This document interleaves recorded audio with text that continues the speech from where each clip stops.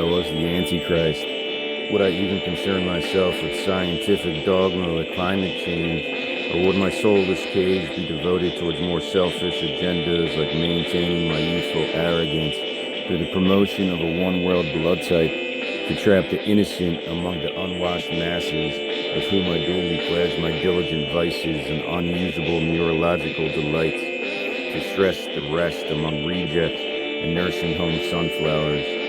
I should have probably started with the following introduction to add a little bit of that wholesome, plausible deniability within my erratic ranting.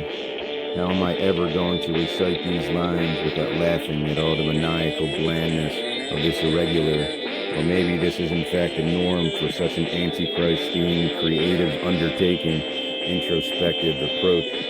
No matter what muse is currently leading me on this path of next chapter creation without my concrete foundation or algorithmic anchoring. But if I truly was the Antichrist in a long line of ancestral vampires and warlocks, would any of these lines even matter? Especially to those who don't believe in such fantastical, illogical tales of brimstone and or emancipation of the capsized human spirit, or maybe more related to the humanless mash of bones and brains and absent muscles and numbed consciousness and forgettable moments of pride and lust and greed and sloth and the rest of those 7 deadly, 7 snitching, 7 rations, 7 all the way to heaven, or 7 to that joyfully obscure mental prison.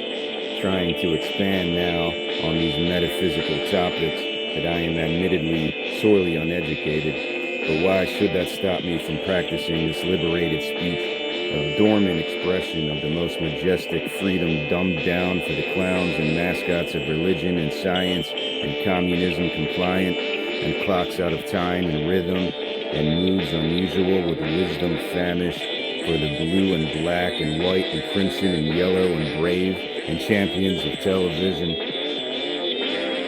When even the commercials get lost in a torched haze of medication, it might be time for the poor to prosper, minus the side effects and nuclear constipation.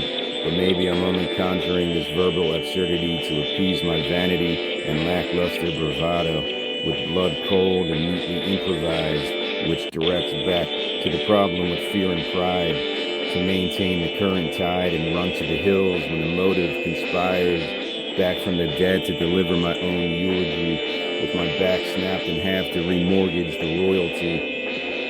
But what royalty? What royalty? What royalty? What royalty? Whose role recedes? The Antichrist impedes. Whose voice relieved? The Antichrist deceived. When I awoke early this morning, I demanded some form of payment to claw these notions out, to finance my own roundabout, leverage the automation and subjugation, drink from the fountain of youthful spite, and toss some trust into the polluted atmosphere. After all, what is there to fear when others direct the gears to adhere to some fuzzy political cloud, outdated and run down with no logical dismount? Like the death of each redundant salesman, or the bankrupt opportunity and least disease, to dream the most sincere of scenes without an audience to leer, or humblest apology towards the critical seer. Unavoidable, but it seems to breathe in the comfort of the triumphant breeze when the winter convenes to track your wake and feed. Still on appeal, but sporting a vision less revered, dental plans don't damn the entire plot, until the river flows the rot, until the diagnosis fuels the feast, until the gladiator paints the muzzled dice, wrong or right. This song won't bite, it's not a violent plight, but an identity long survived, to churn a new license on life inscribed with advice from the hospital flight. But back to the fright of the Antichrist, who must duly deliver that self-imposed homily with enough impact, like an ancient meteorite, driven to the loneliest of blood types, back when the dinosaurs marched towards the light, when the buffalo severed the line, as the dominoes passed to the splinter, schism to schism, to schism to schism, Greater humanity pushed beyond friction. What passes for reality or fiction, with the proper diction, direction, and commitment, and the turbulence accounted for and most relied upon, to return to the most primal of reproductive missions. This stream of nonsense, of sober solace, praying the rosary for all tribes obsessively compulsive, does that make me paranoid and out on the wire, solo and absent from the social cues, isolated, waiting for a tone less infused, to refuse and reuse and recuse and read the clues and reboot attitudes to retool the amusement parks and age-appropriate zoos, with results unexpected but financially replenished, infamous and informed and in pork and engrossed domestic products resourced. Make sure to report to the most rancid of unclaimed lore to ensure the rain check can still be restored. But what royalty? What royalty? What royalty? What royalty? Whose role recedes? The Antichrist impedes. Whose voice relieved? The Antichrist deceived. Implore the cradled core if I was the Antichrist. Upload the relevant response if I was the Antichrist. Is this merely a comedic lullaby if I was the Antichrist? Will I slide towards a deeper well if I was the Antichrist?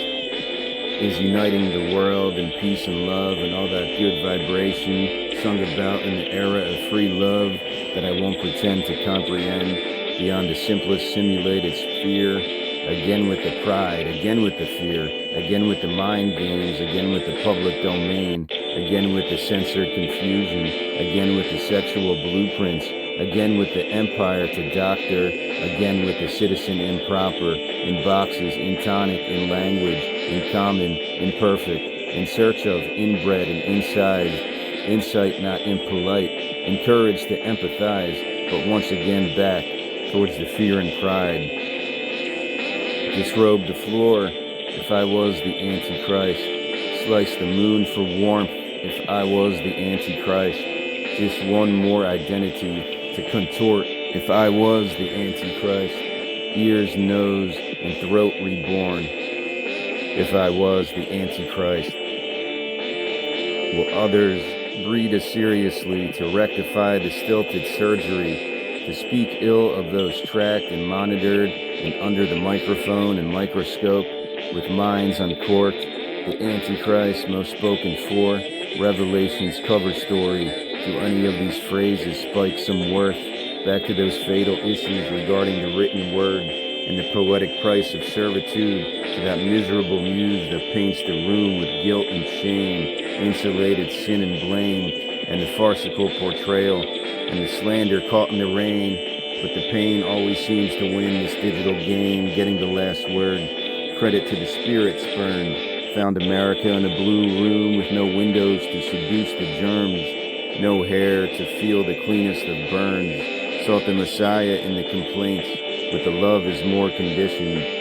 When the love defeats the Wilhelm scream, the shaman with no meat or honey, but milks the sunlight, invites the function, votes the long way home, and loves the love when the love gets blinded and disturbed by the findings, like courtroom discovery, argumentative hearsay badgering the stewed parade, but the love handles the rest without question, without injury, without judgment or skin tamed, without spies on the balcony. Without love there is nothing, no one and no song, no right and no wrong. But we're back to the fear and pride and the lust and the greed, and those seven to speed the dementia, persuade the avalanche if I was the Antichrist. No wars to plague the branch if I was the Antichrist. Identity crisis bent the breach if I was the Antichrist. Span the fault line if I was the Antichrist. Just emotional engineers.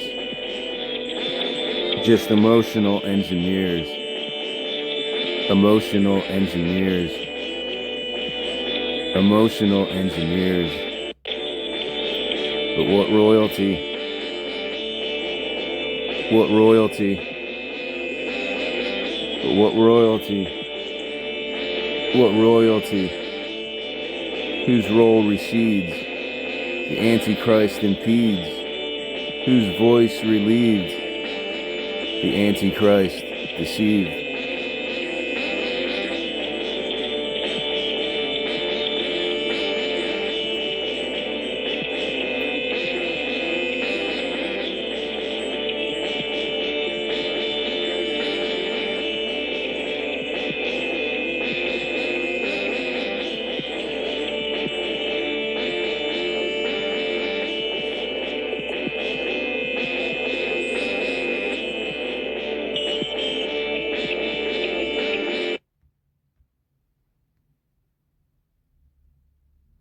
All right.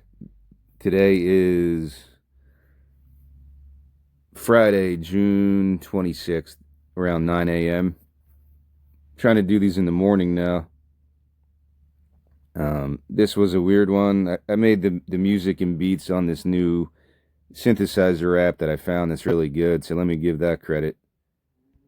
Thank you to, I don't know what it's called. Hold on one second. Expressive Piano. It's the title of this app. It's the only good app I found of a guitar or synth that I could make these riffs and stuff. So I would recommend it. There's not any ads at all yet. Maybe it will later. A lot of the apps I tried yesterday were guitar based because I wanted to make this heavy distortion. Do do do do do do do do do do do do do. But I couldn't find a good one. Couldn't find a good app to make those distorted guitar sounds. So I just went with this synthesizer, and I think it's better. It'll be helpful when I try to make my new wave music. So it was good to find this morning real quickly. I was able to make those really ambient type of soundscapes. So that was very enjoyable. I just wanted to make ambient noise, to be honest. When I started messing around with it, I could have messed around with it for like 5 hours, trying to make ambient noise just from the textures that I could do on this little screen synthesizer on my phone. So, you can't complain too much. At least I have the ability to do this.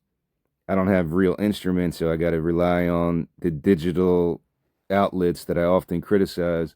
But whatever, I'm full of contradictions like that. So this is Evolution of a Song number 10. Yesterday I was going through this song and I was like, I should probably do this. It's kind of my tribute to Velvet Underground, but of course I'm going to make it my own style, whatever my style is. Really, my style is just going with the flow from song to song, album to album, trying to make things that make sense to me. That's my style. It's really not that complicated. I'm not trying to copy the Velvet Underground. I said this album is actually called Tribute Velvet. This was the first song that I wrote for it, and I think it does the job to open this album. People who like the Velvet Underground, Patti Smith, Suicide, Television, that whole CBGB, even into new wave, Talking Heads. I'm missing all the other underground ones. The no wave scene. I love no wave, Swans. The note that I wrote for myself yesterday was, make this a little bit darker, like a Swans type of sound. So in the future, if I can add actual distortion and make this a little bit more frightening with some maybe like nails on the chalkboard, like not exactly that disturbing, because even that will give me chills, the nails on the chalkboard, but something more discordant, whether horns or some distorted instruments. I couldn't find an app to do that, so I had to work with this app, which did the job pretty well. I think it was a good experiment, and I think I'll use it in the future as I go forward. I might even try to do one of these a day, since it's not taking too long. It took me maybe an hour so far to get through, compose the looped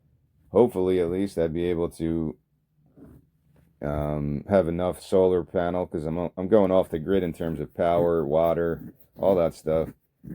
The only utilities I need is internet, and that's it. And I would use solar panels. Another reason the desert in that area is good, because you get like 300 days of sunlight. Uh, Recently, I applied to like Lake Havasu in Arizona, a couple Goodwill stores over there, Lake Havasu in Arizona, and they get like 300 days of, or more than that, of just crazy sunlight. And I was interested in that area because there's a crazy waterfall that's really beautiful. When I was writing my screenplay, Elegant Eccentrics, that was a setting that I wanted to use when I was making that scene of a waterfall, but it doesn't really matter. That's what I was picturing in my head, at least. So in my shipping container, wherever I end up, hopefully I can manage enough power just for my musical needs, because I'll be doing it all day. In terms of anything else, yeah, I don't. It's not essential to have electricity. You can manage without it if you need to. But again, this would be a whole logistical operation that I have to figure out myself. There were solar panel generators, maybe for dummies like myself that can't wire stuff. You just have a generator run on solar panels, and that could give you enough storage for whatever you need in terms of a laptop, maybe some amplifiers. But again, I don't know. I really have to do the math on that to see what I can use and what I can't use on a solar generated, a solar power generator, or you have to get two of them sometimes. And yeah, it's a whole thing. I have to really dig deeper down if I go that route. I just feel like that's the best way to do it. I wouldn't be using any electricity or any plumbing, any running water. Everything would have to be done differently in my life. But I live simply enough that it would be possible that I could adjust to that. No fridge, no running water. You just have to deal with what you have. I go back to the Joni Mitchell thing where she was recording that one album in the wilderness of Canada somewhere, I think For the Roses, and other people have done the same thing. So yeah, I'm going that route because I don't think I could do this like the way people did it in the 60s or 70s. Go to a city, join a community of artists, and do it that way. I don't know if that's my path. I kind of like the Rick Rubin thing where he just has his own Xanadu, whatever it's called, and he just does his thing there in his own safe and zen place. That's kind of what I see this as. This would be my place of zen to record music and make art, write stuff, anything I have to do that I get the urge to do. Like yesterday came to me out of nowhere. This one was planned that I wanted to do this song today, so hopefully it comes out all right.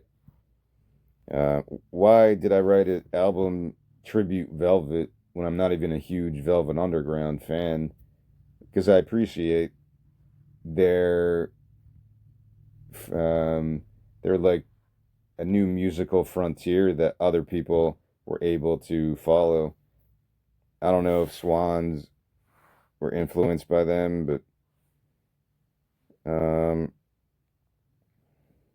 I feel like they must have influenced so many bands. Yeah, I'm getting this from Google, quick Google search. It's the Velvet Underground, one of the most influential bands, noted by Brian Eno. Almost everyone who bought the band's debut went on to form their own group. It gave people that freedom that they can do this, even in that time period, 68, early 70s, that you don't need to have a record deal or record label. You can go underground and make amazing music. David Bowie's listed here, Stooges, Iggy Pop, The Modern Lovers, I don't know them, Joy Division, The Fall, Jesus and Mary Chain, even Sonic Youth, REM.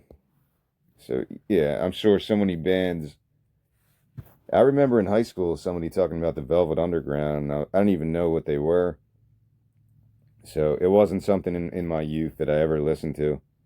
I had to discover it on my own later, and I really don't know that much. The Nico album with the banana, I couldn't name you one song on that. I don't know any songs on that. But I have listened to some Nico stuff, her solo projects, and they're pretty cool. I've tried to listen to Lou Reed stuff, Berlin. I don't know. I wanted to like it so bad, but I don't think it connected to me. But yeah, there's so many good songs on it. I know there's a drug culture involved, but I don't care about that stuff. I don't care about the fashion or the hipsterness of it or what it means politically. I don't give a shit about any of that stuff.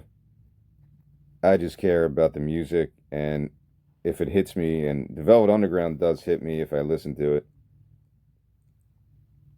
It's a really good type of avant-garde that's not too crazy, I guess. Yeah, Sunday morning. All right, I'm waiting for my man. I wonder if the Pixies had any, well, heroines on this. All right. The Black Angels Death Song. I don't remember that one. European Sun. Yeah. See, I don't know. I don't remember how these songs go. Venus and Furs. I think I know that one. But the song that I really would talk about is The Gift. The Gift. Velvet Underground. If I would compare this song to anything, it would be that. And that's off of White Light, White Heat, I believe. Yeah. From 1968. Like, that's all I have to say. 1968, they're making this experimental music that maybe krautrock was kind of doing as well, or maybe it led to krautrock. I really do enjoy that stuff because you can drone out like I just did on this song I tried to do. You can drone out and disappear for 7, 8, 10 minutes.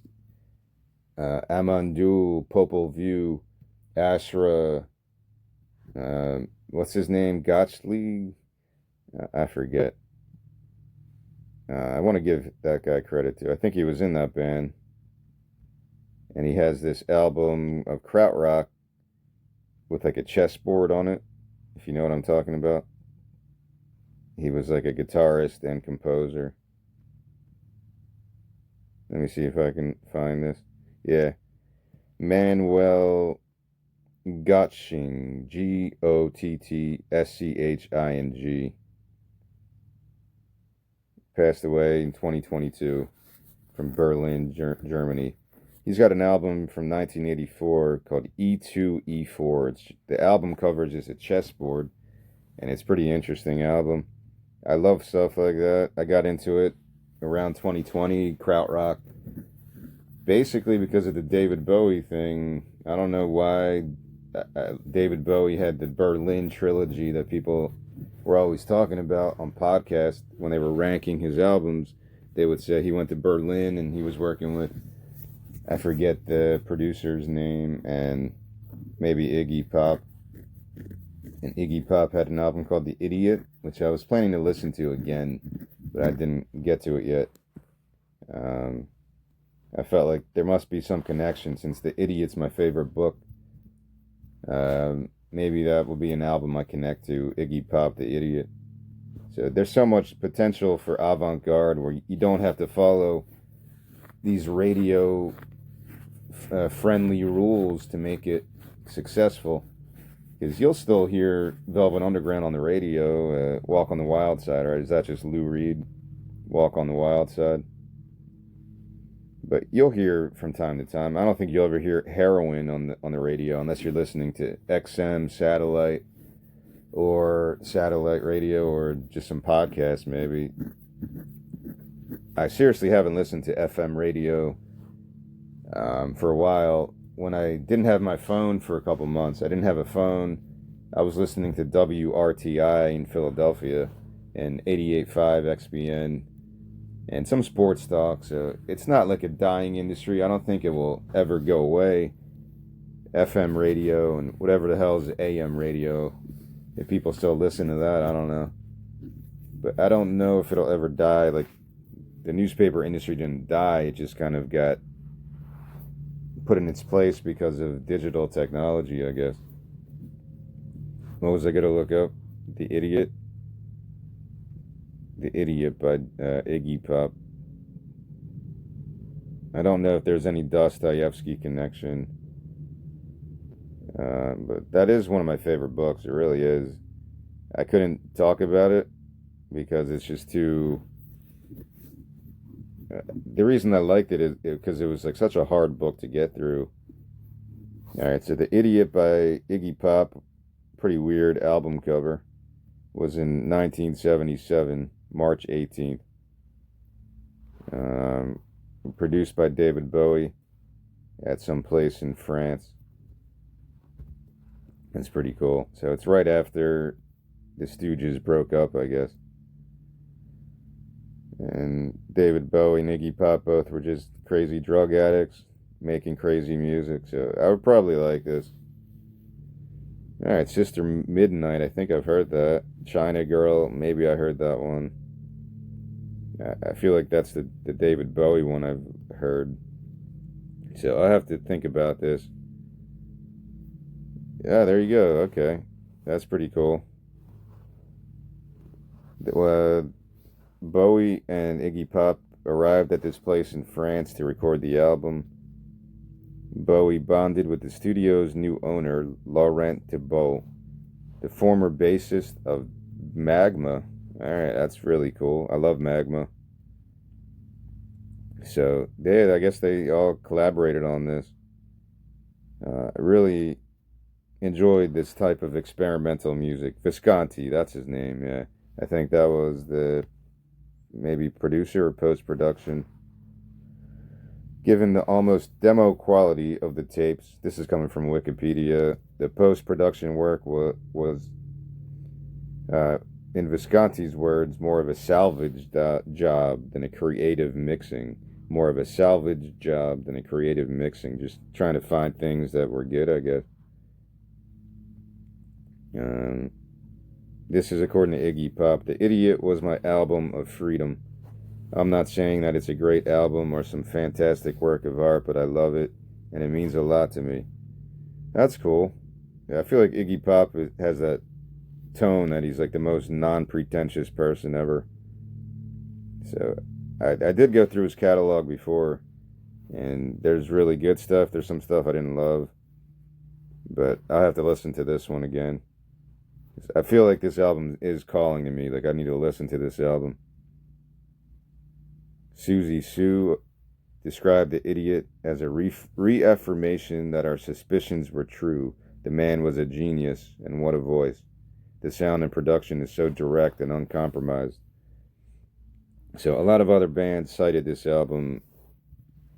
So I guess Iggy Pop is sneaking into this talk as a influence on this type of sound, since you can connect him and the Stooges to Velvet Underground, experimental stuff, raw production, raw power. So Depeche Mode, Nine Inch Nails, Joy Division, we're all kind of fans of this. I'm getting all this from Wikipedia, from different sources here. Pitchfork had this album as number 96 in the top 100 albums of the 70s. So, all right, even Pitchfork. The album was included in Robert Dimery's book, 1001 Albums You Must Hear Before You Die. All right, so it's on the list. I'm going to listen to this. I do have a love for that type of experience that's not just cookie cutter stuff. Yeah, I can listen to a Shania Twain song and enjoy it. I can listen to Madonna. I included the Madonna debut album on my favorite albums, influential albums of my life, just because of the nostalgia and the unique time period of 80s synth pop. It was a different production. 80s synth pop was a different type of emotional, I don't know. It made you, for me, because I grew up as a kid. I was born in 1981, So when Madonna's debut was being played, Lucky Star and Borderline, like those songs are so good. And I could still listen to it. Keep on over the borderline. And Lucky Star, Madonna, yeah, it's good shit. From what year did it come out? 1983. Just other people in my family would play that. Or I remember Madonna in that movie, Who's That Girl? Watching that in the 80s as a little kid. And I think she did another movie later. Like, people forget how big she was. She was like Beyonce level in the 80s, I guess. CNN had some show a while back about the 80s, and I think you think of the 80s, you think of Madonna, you think of Michael Jackson, and maybe New Wave, because that kind of took over the fashion of everybody. But I didn't go to high school in the 80s, so it's different for me to think about it. I wasn't in that teenage, angsty, rebellious attitude. I was just a little kid watching cartoons and shit. MTV came in my life with like the Beavis and Butthead years, early 90s. But I do appreciate 80s music. I really do. Probably don't put enough 80s stuff into my brain to get influenced, but why am I talking about this? I don't know. Well, because there's probably not a lot of commercial appeal to a song like this. You're never going to hear a song like this on commercial radio. It's not going to sell a million records unless the marketing campaign is crazy. And I don't know what to compare it to. Who's doing Velvet Underground today? Like, I don't know. Like, there was the band who was doing Led Zeppelin pretty much, like, note for note. Not to make fun of them. Like, there are a good band. I forget their name. Like, what bands today sound like that? Is it that Car Seat Headrest? Maybe a little bit. What bands today sound like Velvet Underground? Let's see what Google tells me. Well, first let me do the Led Zeppelin thing. What was that band called? Greta Van Fleet. Yeah, I'm not shitting on them. They were really good. I wish I could sing like that, dude. What band today sounds like Velvet Underground? I just remember driving to work one morning, and I was listening to 88.5. This is whenever that song first came out, the Greta Van Fleet, when they first got introduced, and it was on 88.5. And I called in, and I suggested a Duke Spirit song. You know the band Duke Spirit? They're from the UK, with an amazing singer. And they had a song called, like, Houses, I think, from one of their albums. So I called in, and I actually got through, or I emailed them, or through their social media, and they played the song because I suggested it. I was like, oh, this is so cool, this is so cool. Like I was a little kid calling into a radio station trying to win tickets or something. Duke Spirit, really one of my favorite bands. Yeah, I don't think I ever mentioned them. Duke Spirit, I think it was called Houses. So I called in one day. Whenever I try to write song, I write dong. You are likely looking for Houses, a track by English indie rock band the Duke Spirit. Yeah, so check that out. I'll share that song, Houses by Duke Spirit. But what bands today sound like Velvet Underground? That's what I was trying to search before I got distracted by my brain. What bands today sound like Velvet Underground? Let's see if there's anyone that's really popular. No, I've never heard of any of these. Alright, Kate LeBon. Yeah, from the Welsh. I like her. Pompeii was one of my favorite albums. Kate LeBon, alright, I could get down with that. I don't know her other stuff, so that didn't click with me. The Black Angels, don't know. They got their name from the Black Angels Death song. Austin-based band. Dark droning psychedelia. Alright, I'm going to check them out. Lewisburg. Lews Berg. The Dutch indie rock band. Alright, so a lot of stuff to check out here. But I don't even know the Velvet Underground, so really I got to start with all their stuff, go through every album. I remember putting that album on my turntable 10 years ago, whatever it was, and it was the best estate sale I ever went to. I got there and there was like hundreds of records beneath the TV cabinet, and they were all in perfect condition. Sam and Dave, soul stuff, folk stuff, some funk stuff. I don't remember exactly all of it, but I know I had to leave and get money from the ATM because I wasn't expecting to buy all these records like for $2 each, whatever it was. But they were really good. I got Brian Eno there too. Yeah, the music for airports on vinyl. So there you go. If you want to expand your musical consciousness, go to thrift stores, do the vinyl thing, make it fun. Don't get as obsessive as I did, maybe, but I think other people get more obsessive than what I was doing back then. I didn't waste that much money, to be honest. My plan was to just have a hoard of records and sell them when I retire as another source of income or whatever. It wasn't a crazy bad idea because it's not that difficult to have a business like that. You can make money like that. But that's the general flavor. You want to expand your musical consciousness from what your friends are listening to, and you just want to be cool. This is what's hip right now. My friends are into this, so I'm going to listen to it. That's how it was for me too. I was a follower, trend follower, like everyone else. Ramones Mania, that like 30 song compilation, whatever it was. That was a really pivotal album. I put Ramones in there too, since I'm talking about the Velvet Underground. They probably kind of ran in the similar circles, I guess. But yeah, if you want to go outside the box, just go to a thrift store, look for records. Even if you're not going to know what they are, if something looks interesting, just take a chance on it for $1. Or at estate sales, same thing. If you can get there before anybody else.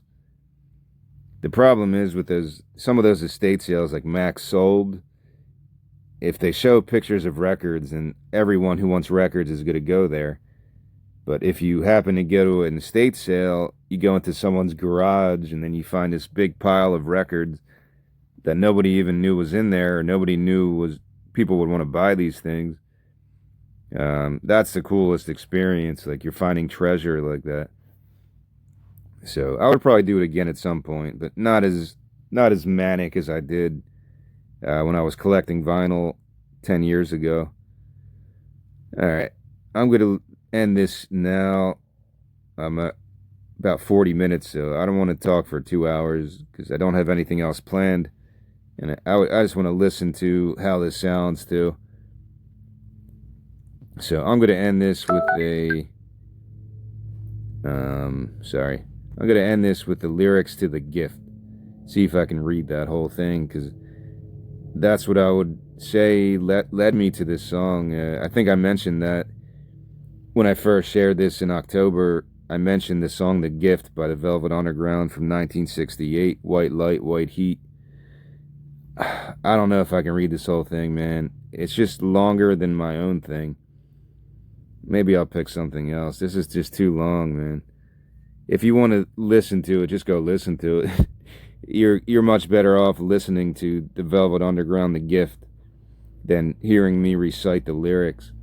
Maybe there's something off of Iggy Pop, The Idiot, that I could read, since that one's in my brain right now.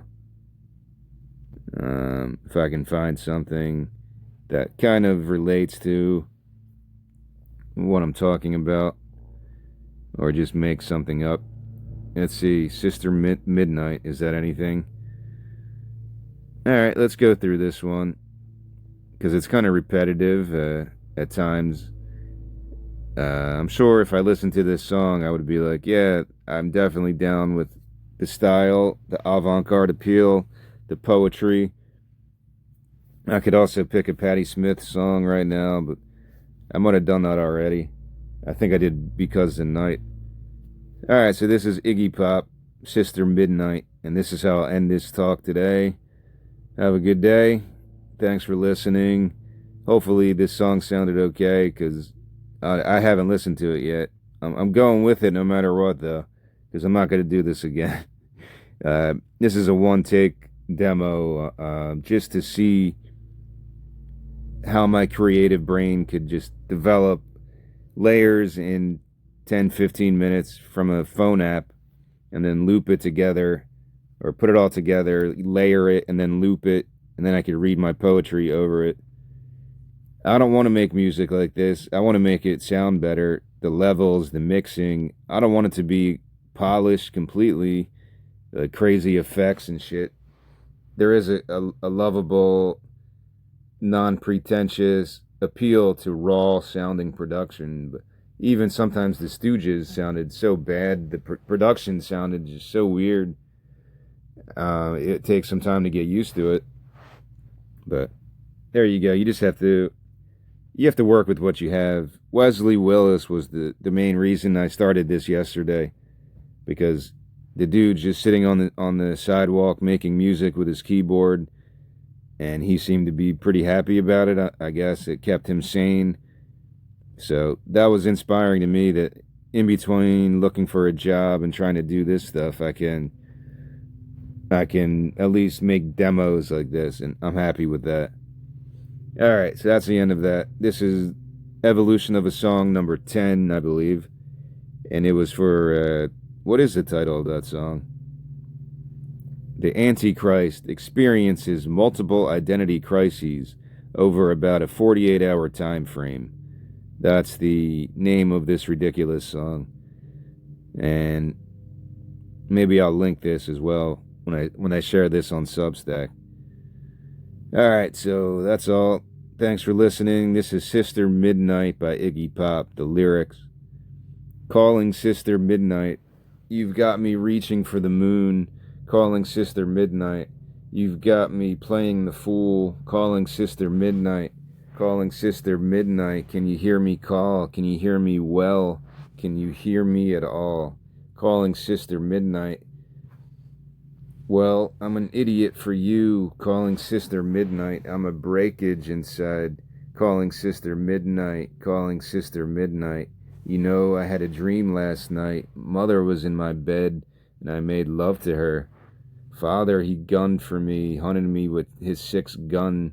Calling Sister Midnight, what can I do about my dreams? Listen to me, Sister Midnight, you've got me walking in rags.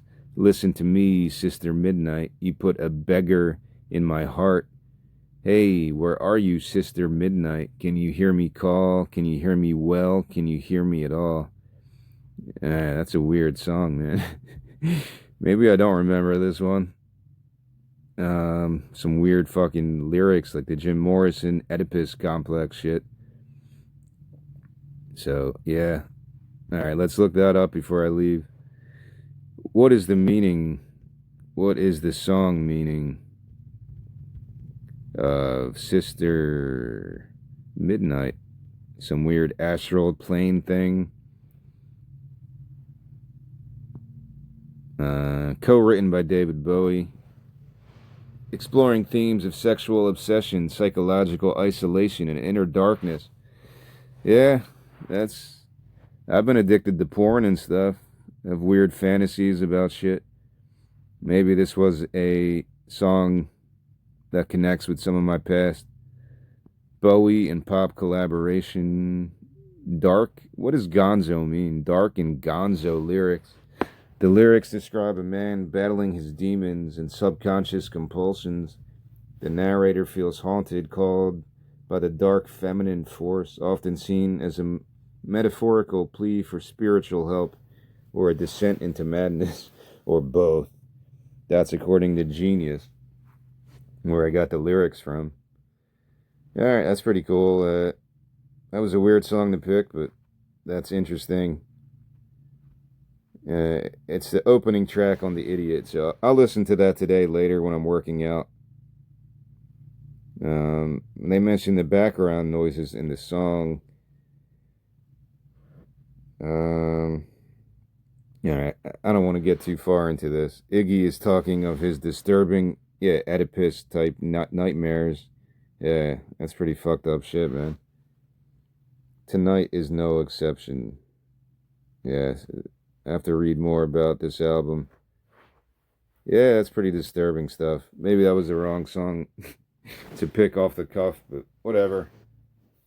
Thanks for listening. Hopefully, this song doesn't sound unlistenable because I'm going to listen to it now and cross my fingers that it came out all right.